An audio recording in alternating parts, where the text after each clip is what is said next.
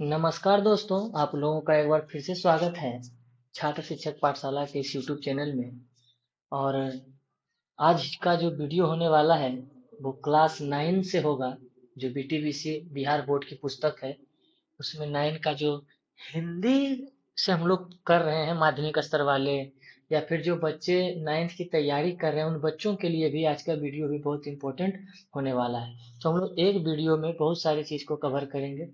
और चूंकि यह अध्याय बाई अध्याय चलेगा तो निश्चित ही 10-11 गद्य के चैप्टर हैं और 10-11 पद के चैप्टर होंगे।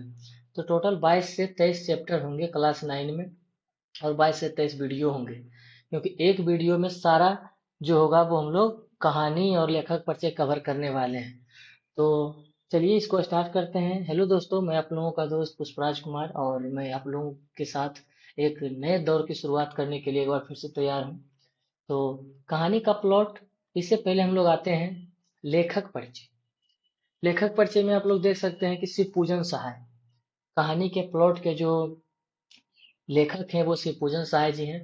और इनमें से कौन कौन से इंपॉर्टेंट प्रश्न बन सकते हैं, तो हमारे दोस्तों जो भी हम यहाँ पे अंडरलाइन करेंगे और आप लोगों के सामने जो भी यहाँ पे उपस्थित होगा जो भी प्रश्न, सब लोग प्रयास कीजिएगा कि उस प्रश्न को हम लोग नोट करते हुए चलेंगे। ठीक, चलिए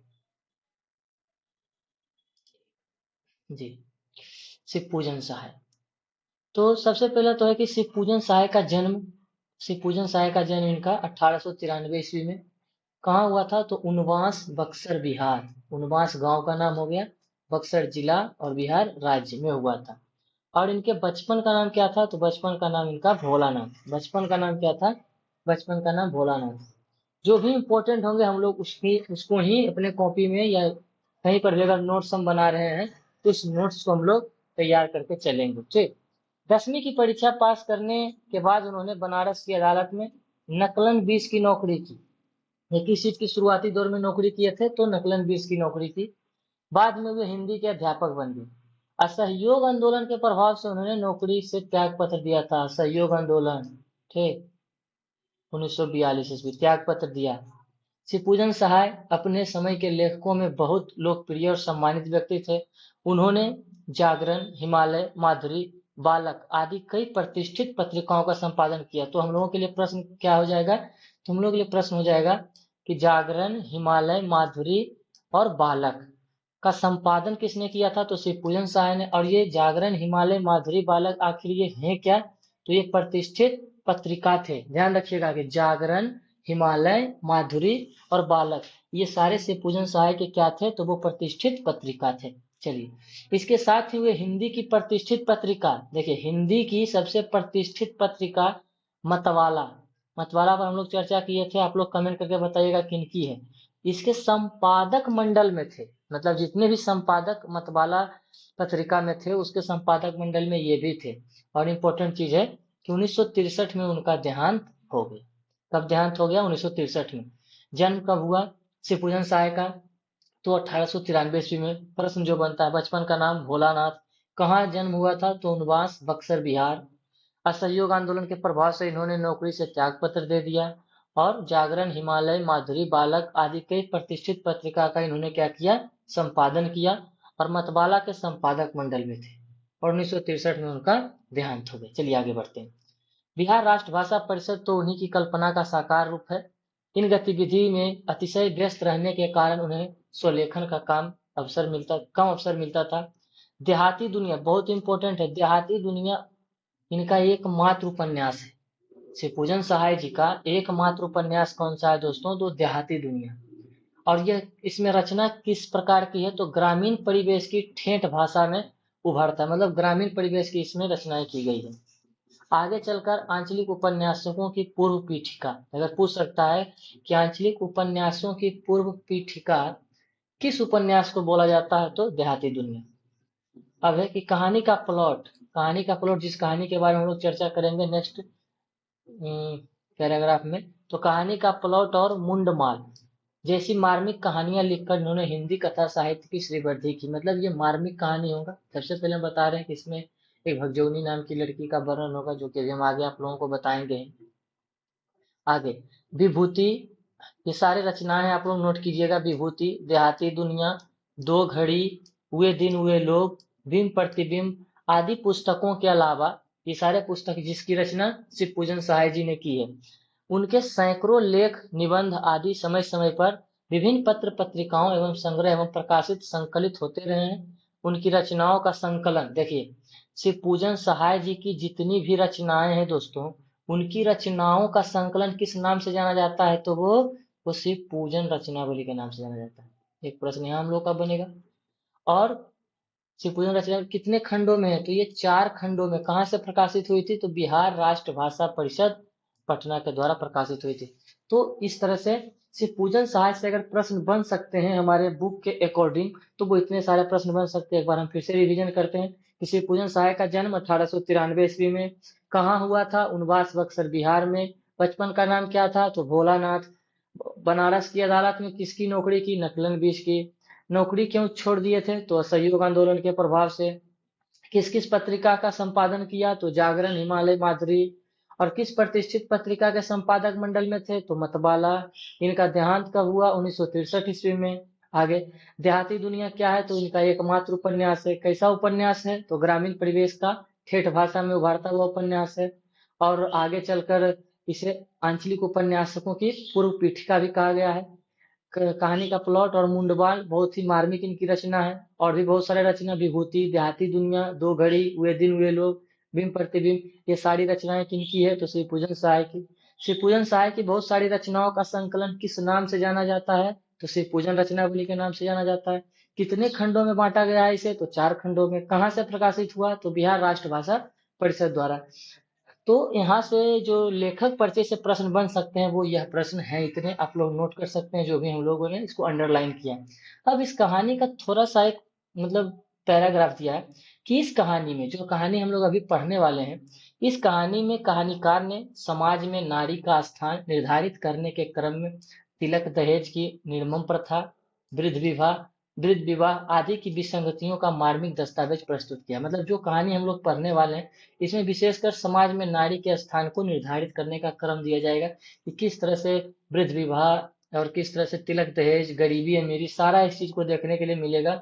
और देखिए दिया है कि तिलक दहेज की क्रूरता की शिकार कौन होती है, तो भगजोगनी। एक वृद्ध के गले बांध दी जाती है। एक बच्ची होती है जो वृद्ध के साथ उसका सगाई शादी कर दिया जाता है। तरुणाई मतलब, तरुणाई का मतलब होता है देहाती भाषा में जब वो युवा मतलब जवान, जब वो पूर्ण रूप से युवा हो जाती है, 20-21 साल की लड़की होती है वो, तो उस समय क्या हो जाती है, वो विधवा हो जाती है और अपने सौतेले बेटे की पत्नी बनने का उसे दुर्भाग्य स्वीकार करता है। बहुत ही मार्मिक है। अगर ये हम कहानी भी पढ़ेंगे, आप लोगों के सामने रखेंगे इसको।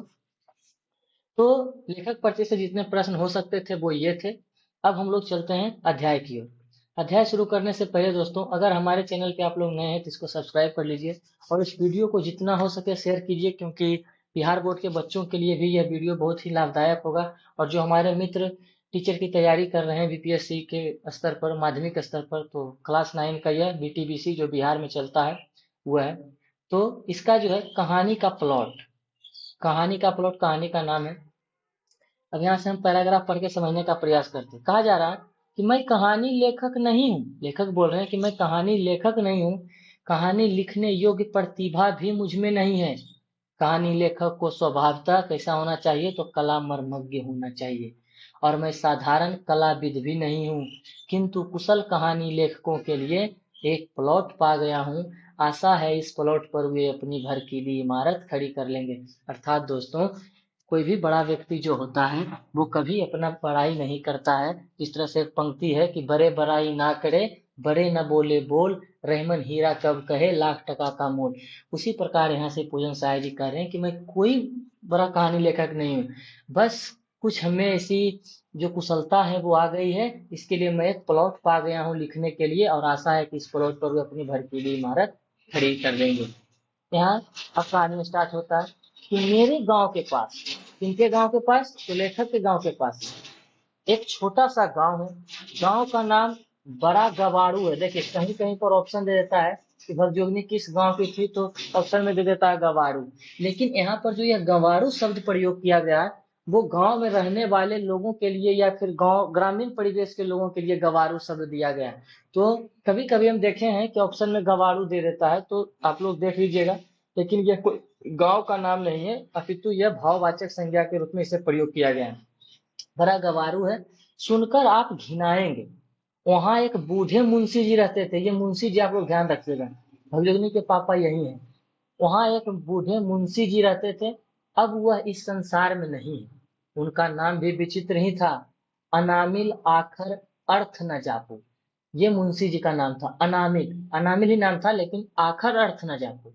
ये पूरा इस सेंटेंस को पूरा किया गया, इसलिए उसे साहित्यिकों के सामने बताने से हिचकता हूँ। मतलब कह रहे हैं लेखक कि मुंशी जी थे, अब वो इस संसार में नहीं है, उनका नाम विचित्र था। मतलब विचित्र कुछ अलग होता है, गांव में बहुत सारे लोगों का नाम ऐसा होता है कि मतलब, वही कह रहे हैं लेखक कि हम उसे साहित्यकों, जब हम कहानी लिखेंगे तो उसे सबके सामने बताने से हिचकता हूँ, उनकी गोपनीयता को मतलब छुपाया गया। खैर, उनके एक पुत्री थी, मुंशी जी की एक पुत्री थी जो अब तक मौजूद है। लेखक कह रहे हैं कि मुंशी जी तो अब दुनिया में नहीं रहे, लेकिन उनकी एक पुत्री है जो अब तक मौजूद है, उसका नाम या फिर कह रहे हैं कि जाने दीजिए, सुनकर क्या कीजिएगा, मैं बताऊंगा भी नहीं। हाँ, चूंकि उसके संबंध की बात बताने में कुछ सहूलियत होगी, तो इसलिए उसका एक कल्पित नाम, याद रखिएगा, कल्पित नाम रखना जरूरी है। लेखक यहाँ पे कह रहे हैं कि हम उसका नाम बताएंगे नहीं, क्योंकि उसकी गोपनीयता को हम बनाए रखने के लिए वो लिखे हैं, लेकिन चूंकि उसी पर चर्चा करनी है, तो इसीलिए यहाँ पे कल्पित नाम, मतलब कल्पना स्वरूप एक नाम रख लेना जरूरी है। मान लीजिए उसका नाम क्या है, भगजोगनी। तो ये नाम क्या था उसका, कल्पित नाम था भगजोगनी। देखिए, पढ़ने का तरीका हम लोग भी 9 और 10 के बच्चों की तरह पढ़ सकते हैं, क्योंकि 9 के बच्चों को सिर्फ सिलेबस क्लियर करवाया जाता है, लेकिन हम लोगों को पढ़ना है वो स्तर लेवल का जो बोला जाता है। तो हो सकता है कि इसके अंदर से प्रश्न को इस तरह से जोड़ा जाए, तो थोड़ा सा समझ समझ के पढ़ने में हम लोगों की भलाई होगी। तो भगजोगनी देहात की घटना है, इसलिए देहाती नाम ही अच्छा होगा। खैर बढ़िए, लेखक कह रहे हैं कि देहात का घटना है, इसीलिए देहाती नाम ही क्या होगा, तो वो अच्छा होगा। चलिए, अब आगे बढ़ते हैं। मुंशी जी के बड़े भाई पुलिस दरोगा थे, ये आप लोगों को ध्यान रखना है। मुंशी जी के बड़े भाई क्या थे, पुलिस दरोगा थे। उस जमाने में जबकि अंग्रेजी जानने वालों की संख्या उतनी ही थी जितनी आज धर्म शास्त्रों के मर्म जानने वालों की, इसलिए उर्दूदा, उर्दूदा मतलब जानकार, उर्दूदा लोग ही ऊंचे ऊंचे ओहदे पाते थे। जो समाज में वैसे जानकार होते थे, तो वही उस समय क्या होते थे कि ऊंचे पद पर, ओहदा का मतलब क्या होता है कि ऊंचे पद पर जाते थे। दरोगा जी ने 8-10 पैसे का करीमा खालिक बारी पढ़कर, करीमा खालिक बारी मतलब मुस्लिम या उर्दू शब्द में इसे ग्रंथों जैसा पुस्तक बोला जाता है, तो करीमा खालिक बारी पढ़कर जितना रुपया कमाया था, उतना आज कॉलेज और अदालत की लाइब्रेरियां चाट कर वकील होने वाले भी नहीं कमाते। मतलब इनका कहने का मतलब था कि दरोगा जी ने जो नौकरी दरोगा जी की करते थे उसमें वे बहुत पैसा कमाते थे। लेकिन दरोगा जी ने जो कुछ कमाया लेकिन दरोगा जी ने जो कुछ कमाया अपनी जिंदगी में ही क्या किया, फूंक ताप डाला। मतलब अपने जीते जिंदगी में इन्होंने सारा चीज को खत्म कर दिया।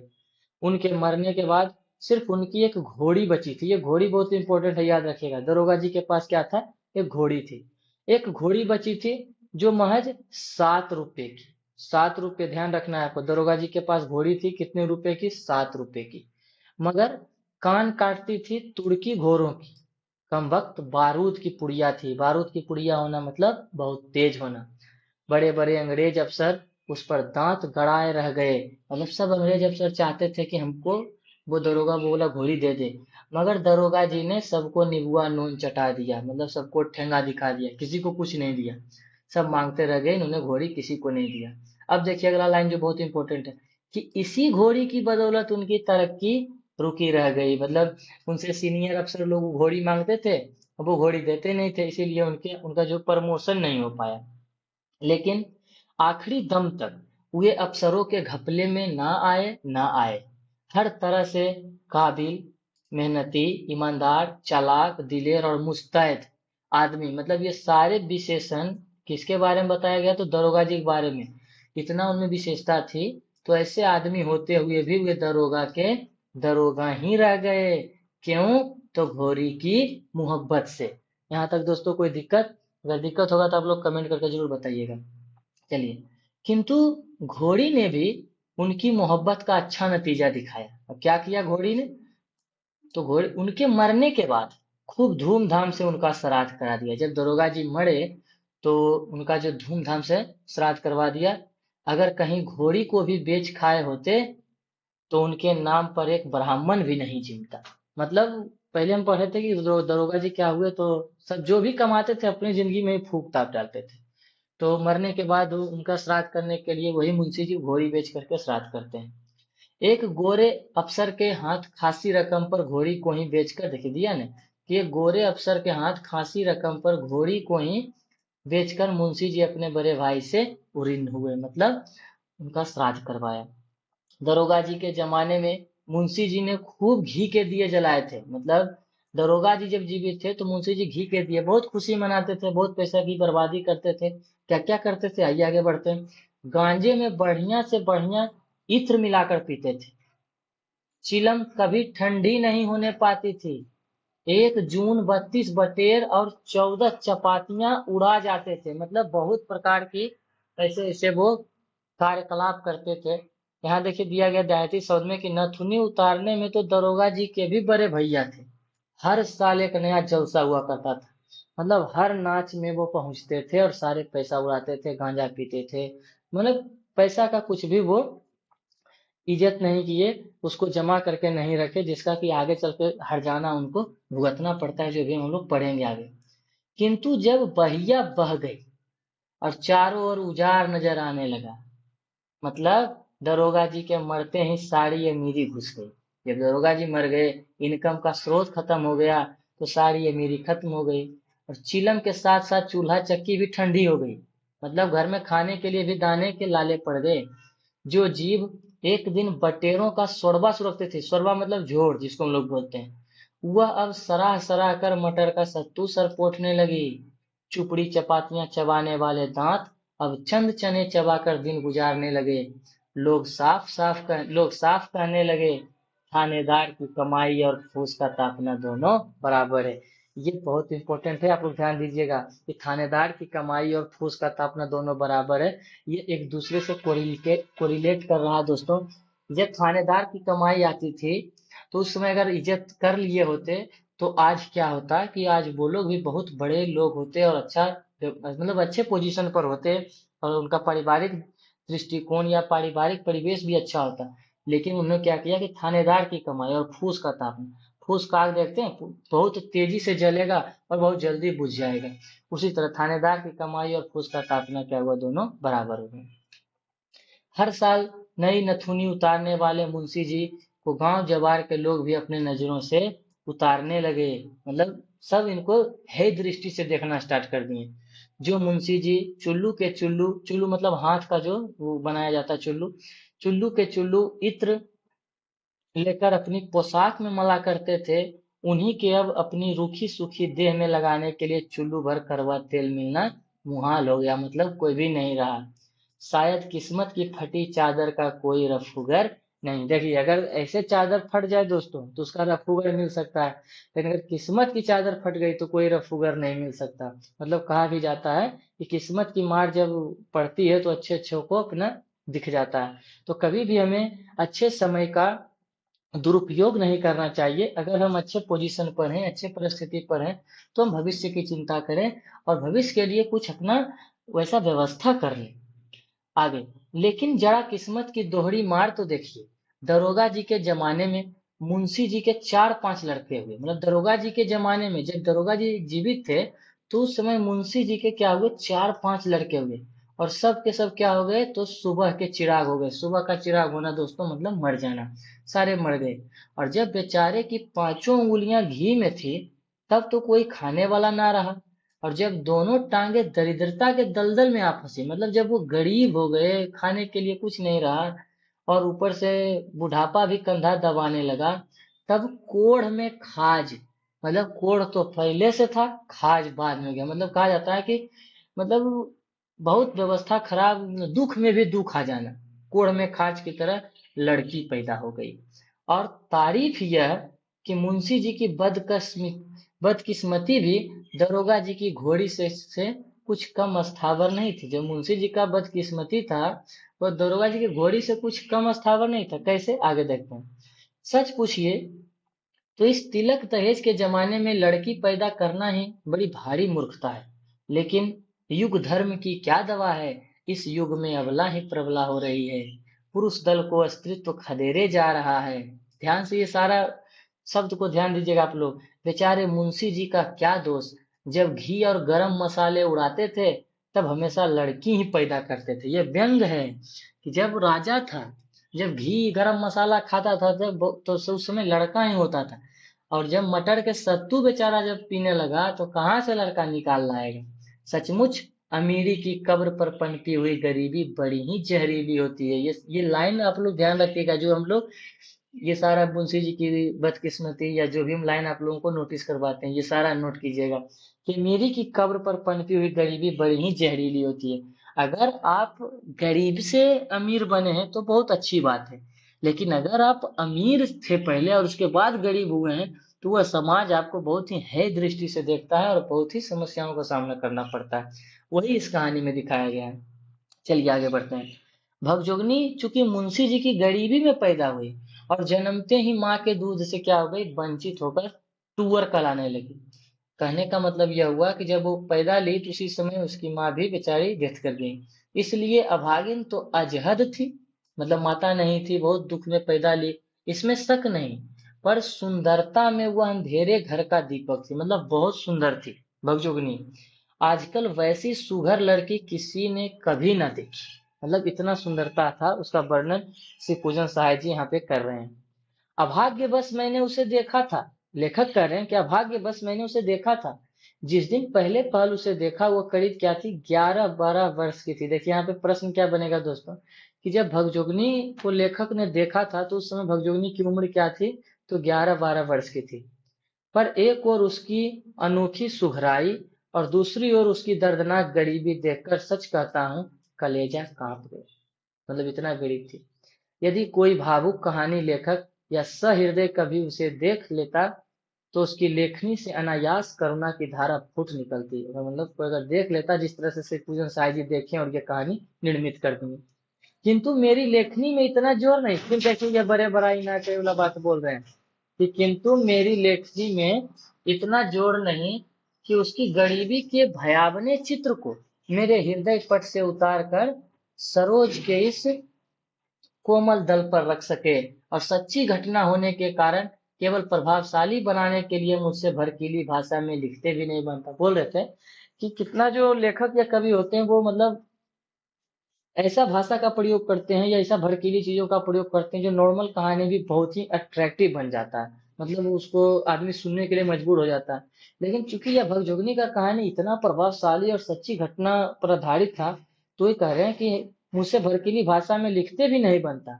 भाषा में गरीबी को ठीक ठीक चित्रित करने की शक्ति नहीं होती, मतलब भाषा से हम किसी की गरीबी और परिस्थिति को नहीं बता सकते हैं। भले ही वह राजमहल की ऐश्वर्य लीला और विशाल वैभव वैभव के वर्णन करने में समर्थ हो। आह बेचारी उस उम्र में, किस उम्र में, 11-12 वर्ष की लड़की जो होती है वो बड़ी हो जाती है, कमर में सिर्फ एक पतला सा चिथड़ा लपेटे हुए थी। चिथड़ा क्या होता है, कपड़ा का फटा हुआ, जो मुश्किल से उसकी लज्जा ढकने में समर्थ था। उसके सिर के बाल तेल बिना बुरी तरह बिखरकर बड़े डरावने हो गए थे। उसकी बड़ी बड़ी आंखों में एक अजीब ढंग की करुणा कातर चितवन थी। अगला लाइन जो फिर हम आप लोगों को कहेंगे इंपॉर्टेंट है, देखिएगा कि दरिद्रता राक्षसी ने सुंदरता सुकुमारी का गला टीप दिया था। दरिद्रता मतलब गरीबी, गरीबी को यहाँ राक्षसी से तुलना किया गया है। ने सुंदरता सुकुमारी, जो बेचारी सुंदर है, बहुत ही खूबसूरत है, उसका गला टीप दिया, मतलब उसको उभरने नहीं दिया। अगर कितना ही सुंदर लोग है, अगर उसको बढ़िया से सजावट नहीं मिलेगा, उसको बढ़िया से कपड़ा नहीं मिलेगा, सिर में तेल नहीं मिलेगा, अच्छे अच्छे व्यंजन नहीं मिलेंगे खाने के लिए, तो क्या वो दिखने में सुंदर लगेगा। तो इसीलिए इस शब्द का प्रयोग किया गया कि जब दरिद्र होते हैं हम लोग, गरीब होते हैं, तो उसमें सुंदरता क्या होता है, वो नतमस्तक हो जाता है और दरिद्रता उस पर हावी हो जाता है। कहते हैं प्रकृति सुंदरता के लिए कृत्रिम श्रृंगार की जरूरत नहीं होती है। बोला जाता है कि प्रकृति ने जो सुंदरता बना दिया उसके लिए कृत्रिम श्रृंगार मतलब मानव द्वारा बनाया गया श्रृंगार की जरूरत नहीं होती, क्योंकि जंगल में पेड़ की छाल और फूल पत्तियों से सजकर शकुंतला जैसी सुंदर मालूम होती थी, वैसी दुष्यंत के राजमहल में सोलह श्रृंगार करके भी वह कभी नहीं फबी। शकुंतला के बारे में बोल रहा है कि जब वो जंगल में रहती थी, ऋषि मुनि की बेटी थी, तो वो फूल पत्ती से सज जाती थी तो बहुत सुंदर मालूम पड़ती थी, लेकिन जैसे ही दुष्यंत के राजमहल में वो सोलह श्रृंगार करती थी फिर भी वो ऐसा नहीं लगती थी। मतलब इसका वर्णन किया गया कि प्रकृति के आगे कृत्रिम सुंदरता की जरूरत नहीं है। किंतु शकुंतला तो चिंता और कष्ट के वायुमंडल में नहीं पली थी। मतलब शकुंतला जो थी वो तो मतलब वो स्वतंत्र वातावरण में पैदा हुई थी। उसके कानों में उधर दैत्य का कर्कश हाहाकार कभी नहीं गूंजा। वह शांति और संतोष की गोद में पलकर सयानी हुई थी। उसके लिए महाकवि की शैवाल जाल लिप्त कमलिनी वाली उपमा उपयुक्त हो सकी। मतलब देखिए यहाँ पे एक प्रश्न और बनता है कि शैवाल जाल लिप्त कमलिनी किसके लिए प्रयोग किया गया है, तो आप लोग शकुंतला के लिए ध्यान दीजिएगा इस कहानी में। तभी पिछला बार एक लोग पूछ रहे थे कि सर शकुंतला के बारे में पूछ दिया था, शकुंतला पढ़ने का नहीं 9-10 में। देखिए शकुंतला यहाँ पे उदाहरण के तौर पर, यही तो होता है कि स्तरीय प्रश्न आपको 9 से सीधा कनेक्ट कर देगा यूजीसी नेट और जेआरएफ के प्रश्नों से। तो आपको लाइन बाय लाइन इस तरह से पढ़ने होंगे और उसको पकड़ने होगा उस प्रश्न को। और जो बच्चे ये वीडियो देख रहे हैं क्लास 9 के, तो आप लोग भी ऐसे ऐसे प्रश्न को विषय से आप लोग निकाल करके ऑब्जेक्टिव टाइप बनाइए और उस पर ज्यादा ध्यान दीजिए, तब जा करके आपको हिंदी पे अच्छा पकड़ हो पाएगा। शैवाल जाल लिप्त कमलिनी याद रखिएगा किसके लिए प्रयोग किया जाता है, शकुंतला के लिए उपयुक्त हो सकी। पर भगजोगनी तो गरीबी की चक्की में पीसी हुई थी, भला उसका सौंदर्य कब खिल सकता था। वह तो दाने दाने को तरसती रहती थी, एक बित्ता कपड़े के लिए भी मुहताज थी। सिर पर लगाने के लिए एक चुल्लू अलसी का तेल भी सपना हो रहा था। महीने के एक दिन भी भर पेट अन्न के लाले पड़े थे। भला फिर देखिए एक लाइन मिला है दोस्तों कि भला हड्डियों के खंडहर में सौंदर्य देवता कैसे टिके रहते। मतलब जहाँ बहुत सारा उसको खाने के लिए नहीं मिल रहा है, पहनने के लिए कपड़ा नहीं मिल रहा, तो उसका शरीर का विकास किस तरह से होगा। तो जब शरीर का विकास नहीं होगा तो वही कह रहे हैं कि हड्डियों के खंडर हो जाएगा वो शरीर, उसमें सौंदर्य देवता कैसे टिके रहते। उफ। उस दिन मुंशी जी जब रो रो कर अपना दुखड़ा सुनाने लगे, मतलब लेखक के पास आए मुंशी जी, अनामिल जिनका नाम था, अनामिल आकर अर्थ न जापू, तो रो रो कर दुखड़ा सुनाने लगे, तब कलेजा टुक टुक हो गया। कहने लगे, ये देखिए मुंशी जी का शब्द है कि क्या कहूँ बाबू साहब, पिछले दिन जब याद आते हैं तब गस आ जाता है। यह गरीबी की तीखी मार इस लड़की की वजह से और भी अखरती है। देखिए इसके सिर के बाल कैसे खुशक और गोरख धनधाड़ी हो रहे हैं। घर में इसकी माँ होती तो कम से कम इसका सिर तो जुओं का अड्डा ना होता। मेरी आंखों की जोत अब ऐसी मंद पड़ गई कि जुएं सूझती नहीं, और तेल का एक बूंद भी मयस्सर नहीं। मयस्सर का मतलब कि मेरे पास नहीं है, मिलता नहीं है।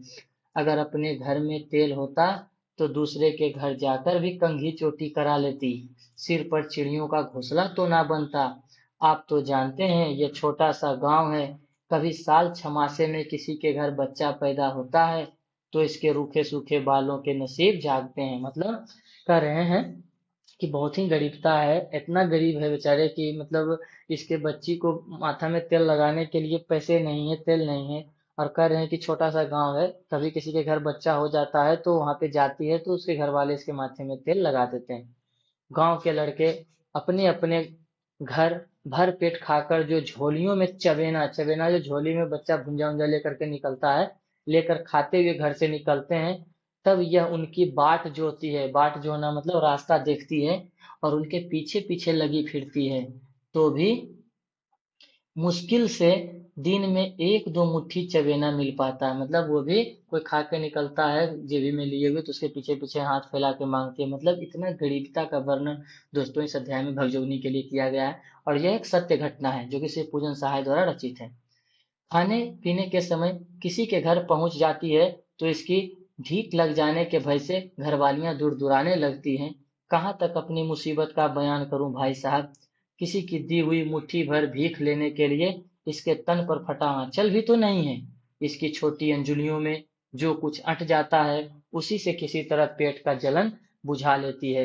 कभी कभी एकाध फक्का चना चबेना मेरे लिए भी लेती आती है। उस समय हृदय दो टूक हो जाता है। मतलब जब अपने पिता के को भी ला करके वो देती है तो इनका हृदय भर जाता है। और मतलब दो टूक हो जाना मतलब अंदर से प्यार उमड़ जाना और अपने आप पर शर्म आना कि हम अपने बच्चों को खाना तक भी नसीब नहीं करवा पा रहे हैं। दोस्तों अगर कहानी अच्छा लग रहा होगा तो आप लोग लाइक शेयर कीजिएगा, और जो लोग नए हैं इस चैनल को सब्सक्राइब जरूर कीजिएगा, क्योंकि बहुत मेहनत के साथ आप लोगों के समक्ष प्रस्तुत करते हैं। और अगर इसका रिस्पॉन्स ठीक रहा तो हम 9 शुरू कर ही रहे हैं, 10 का भी शुरू कर देंगे, 11 और 12।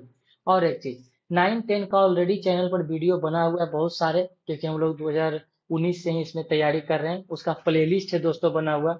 तो भरसक प्रयास रहेगा कि हम लोग कहानी ही पढ़ें और कहानी को देख करके वो सारा वीडियो रिवाइज कर लें।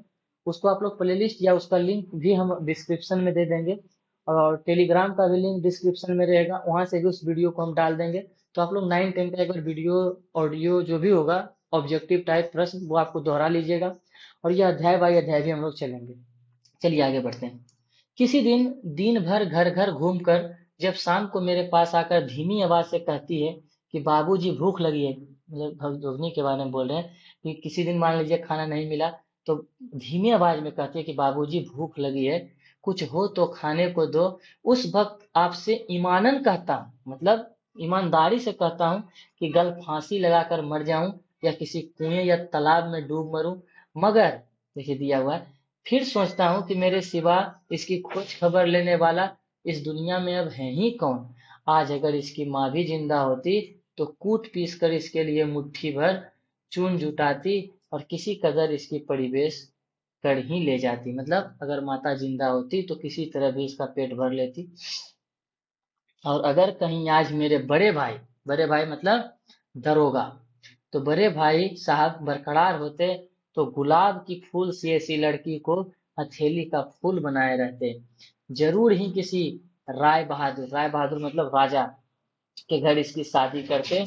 मैं भी उनकी अंधाधुंध कमाई पर ऐसी बेफिक्री से दिन गुजारता था। देखिए अब इनको पछतावा हो रहा है, मुंशी जी को पछतावा हो रहा कि मैं उनकी अंधाधुंध कमाई पर ऐसी बेफिक्री से दिन गुजारता था कि आगे आने वाले इस बुरे दिन की मुतल्लक खबर ना थी। मतलब कभी ऐसा सोचे ही नहीं थे कि ऐसा समय भी आएगा।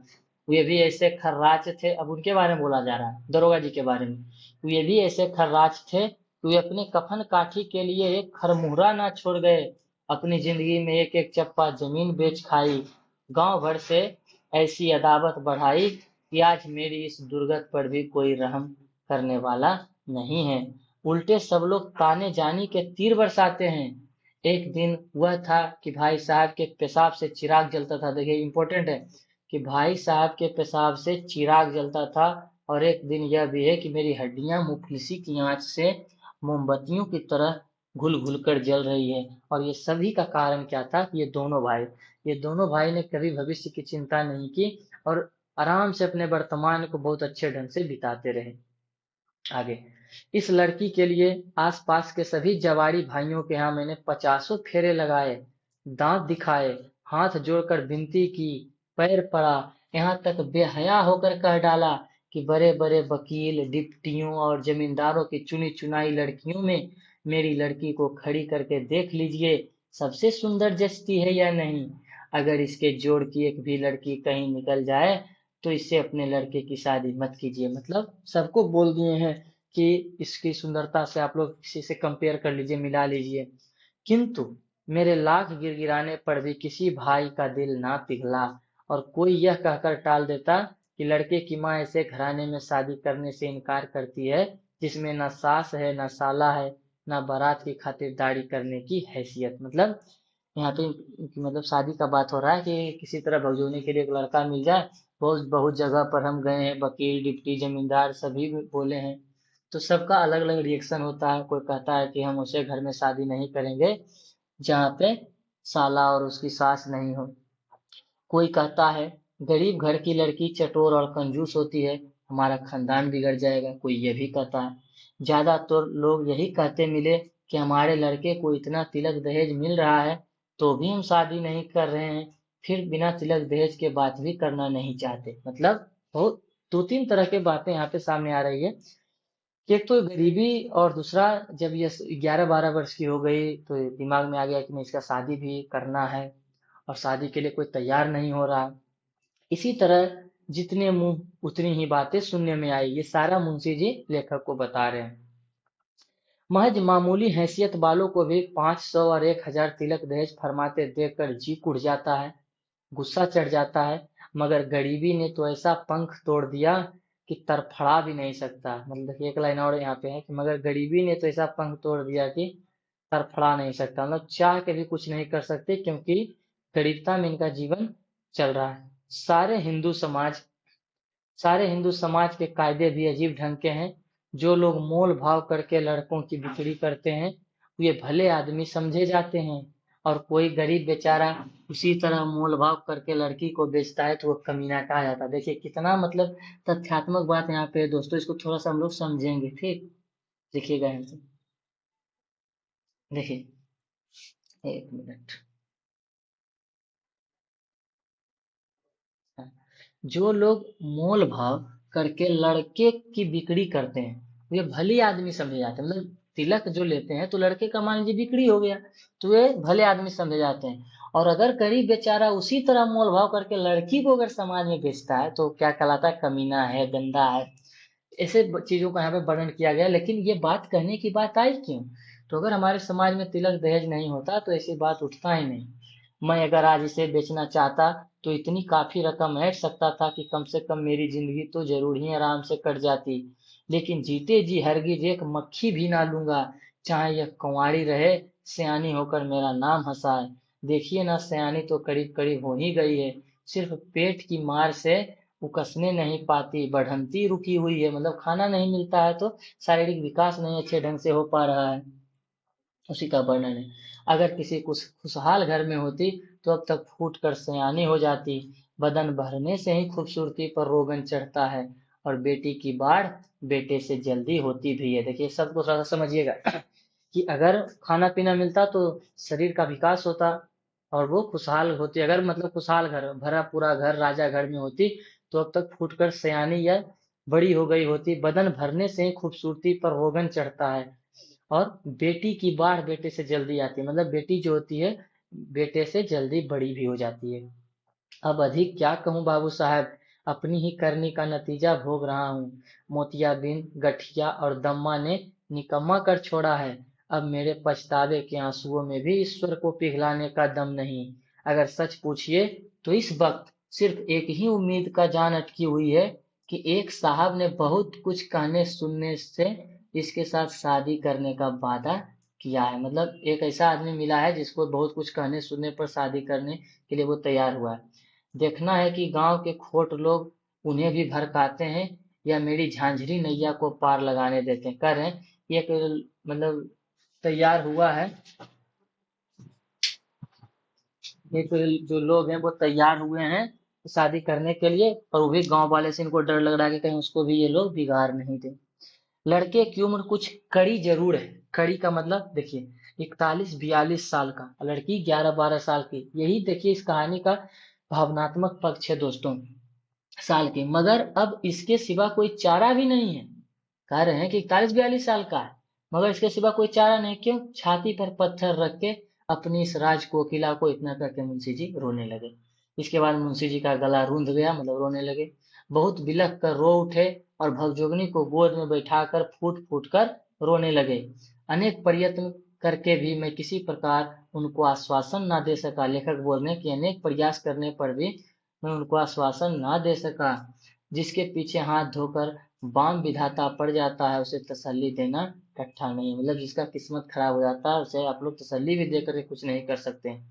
मुंशी जी की दास्तान सुनने के बाद मैंने कई कमारे मित्रों से अनुरोध किया। लेखक के जो कमारे मित्र हैं, उस अलौकिक रूपवती दरिद्र कन्या से विवाह करने पर निर्धन भाई का उद्धार और अपने जीवन को सफल करे, किंतु सबने मेरी बात अनसुनी कर दी।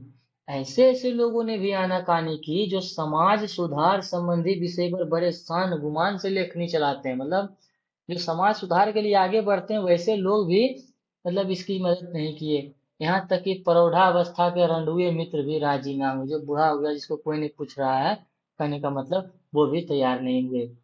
आखिर वही महाशय डोला काट कर, मतलब डोला काट कर डोली लेकर के आए और भगजोगनी को अपने घर ले गए, और वहीं शादी की कुल रस्में पूरी करके मुंशी जी को चिंता के दलदल से उबारा। शादी हो गया बेचारी का उसी के साथ। बेचारे मुंशी जी की छाती से पत्थर का बोझ तो उतरा, मगर घर में कोई पानी देने वाला भी ना रह गया। बुढ़ापे की लकड़ी, बुढ़ापे की लकड़ी मतलब सहारा देना, जाती रही, देह लच गई। साल पूरा होते होते अचानक क्या हुए, टन बोल गए, मतलब मर गए। टन बोल जाना, मर जाना। गांव वालों ने गले में घड़ा बांध कर नदी में डुबा दिया मुंशी जी को। जब मुंशी जी मर गए तो गांव वालों ने क्या किया, कोई था ही नहीं, तो गले में घड़ा बांध कर नदी में डुबा दिया। भगजोगनी जीती है, मतलब भगजोगनी अभी भी जीती है। आज वह पूर्ण युवती है, मतलब पूरा शरीर से वो औरत हो गई है। उसका शरीर भरा पूरा और फूला फला है, मतलब वो एक पूर्ण युवती है। उसका सौंदर्य उसके वर्तमान नवयुवक पति का स्वर्गीय धन है, मतलब नवयुवक पति। उसका पहला पति इस संसार में नहीं है, क्योंकि उसी समय वो 42 साल का था। और दूसरा पति उसका सौतेला बेटा है। जो उसका दूसरा तो पति हुआ कौन, उसका सौतेला बेटा। तो इस तरह से दोस्तों शिवपूजन सहाय द्वारा रचित कहानी का प्लॉट अध्याय का चर्चा किया गया था। यहाँ पे कुछ प्रश्न है, आप लोग एक बार देख लीजिए, अगर हो सके तो वीडियो रोक करके आप लोग इसको लिख लीजिएगा। लिखने की कोई जरूरत नहीं है, और जो भी बच्चे इस वीडियो को देख रहे हैं तो बहुत आसानी भाषा में अगर आप लोग कमेंट करेगा तो इसका प्रश्न उत्तर भी हम लोग आप लोगों के सामने लेकर के आ जाएंगे। ये बहुत आसान है कि लेखक ने भगजोगनी नाम ही क्यों रखा, तो चूंकि गाँव की घटना थी और वह सुंदर भी बहुत थी, अंधेरे घर में दीपक जैसी सुंदर थी, इसलिए भगजोगनी नाम पड़ा। मुंशी जी के बड़े भाई क्या थे, तो वो दरोगा थे। दरोगा जी की तरक्की रुकने की वजह क्या थी, तो उनकी घोड़ी। मुंशी जी ने अपने बड़े भाई से कैसे उरीन हुए, तो घोड़ी बेच करके उनका श्राद्ध कर्म किया।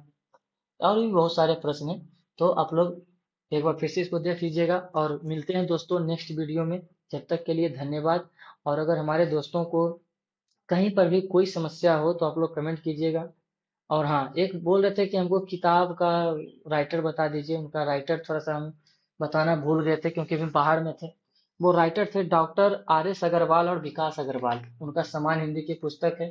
हम इसीलिए आप लोगों को नहीं कहते हैं कि पुस्तक अगर माध्यमिक स्तर के हैं तो पुस्तकें खरीदने की कोई आवश्यकता ही नहीं है, आपको सारा अवेलेबल मिल जाएगा, पीडीएफ मिल जाएगा, क्यों पैसा बर्बाद करें। देख रहे हैं कि बहुत सारे बड़े बड़े चैनल और बड़े बड़े लोग मतलब वीडियो में आकर के कुछ बोलते हैं और अपना प्रकाशन का एक किताब लॉन्च कर रहे हैं। ना तो अभी सिलेबस आया है दोस्तों, ना ही कुछ है मेरे पास, तो बुक कहाँ से वो लोग मतलब कर रहे हैं। तो अपना अपना सोच है। जो भी तैयारी अगर बीटीबीसी के माध्यम से बोला गया है तो बीटीबीसी पढ़ना है, एनसीईआरटी पढ़ना है। और चूंकि सरकार का तो ये अभी तक निर्धारित हुआ नहीं कि परीक्षा होगा नहीं होगा क्या होगा, क्योंकि अभी तो पेच फंसा हुआ है, जिसका कि उदाहरण आप देख सकते हैं, विज्ञापन आने में देरी हो रहा है। तो इस पर कुछ भी नहीं कहा जा सकता, इसलिए हम लोग बीटीबीसी बुक को पकड़ के रखेंगे, किसी सामान्य से व्याकरण की पुस्तक रख लेंगे और सारा ऑब्जेक्टिव हम लोग क्लियर करेंगे। तो इस तरह से हम अध्याय बाई अध्याय आप लोगों के लिए वीडियो लेकर के आते रहेंगे। जब तक के लिए धन्यवाद। आप लोग को जुड़ने के लिए बहुत बहुत धन्यवाद। इस वीडियो को शेयर करें, चैनल को सब्सक्राइब करें।